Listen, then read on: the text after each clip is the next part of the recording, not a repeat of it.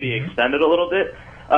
Like take the position of you and I not believing in the Loch Ness Monster, and consider that if the Loch Ness Monster does exist and we don't believe in the Loch Ness Monster, we burn in hell eternally. However, if we don't believe in the Loch Ness Monster and he doesn't exist, then we're okay. Oh, so what you're doing... From a theoretic standpoint, and the two of you being middle-aged, slightly overweight men, wouldn't it be better for you to play it safe? I don't know that he actually qualifies for the slightly overweight, but what you're actually... quite a bit. What you're actually doing with that is making an appeal to Pascal's Wager, which is basically saying that, you know, if the Christian is right, and by the way, I don't believe for a second that you're an atheist, but if the Christian is right... Or that we're at the Richard Dawkins then they get to go to heaven forever, and they've lost nothing. But if we're right, nobody's lost anything because we're all dead. And Pascal's Wager fails on every single level. It's a false dichotomy. It ignores all the other possible religions. It ignores other heavens. It ignores other hells. It makes the claim that worshiping, believing, costs you nothing when that's not true. If this is the one and only life you have, then every minute that you've spent believing, worshiping,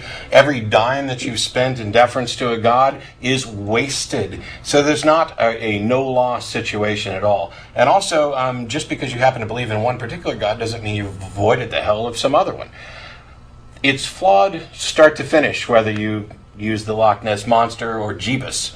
It doesn't make any difference. And by the way, it also makes a couple of other presumptions. One, it presumes that belief is subject to the will, and that by determining that you're in a safe bet situation, you can go ahead and choose to believe as kind of like a covering your ass thing, which also makes the presumption that this God that you're believing in is silly enough that he'll buy into your covering your ass conclusion. Pascal's Wager is one of the most ridiculous things. As a matter of fact, when anybody starts emailing to have a conversation with me outside of the show, the first thing I tell them is, I'll have any conversation, I'll consider any evidence you present for the existence of God, I'll have whatever discussion you want, using whatever definitions you want. But the second you bring up Pascal's Wager, the conversation's over. And so goodbye. And by the way, for future callers, you do not have to lie.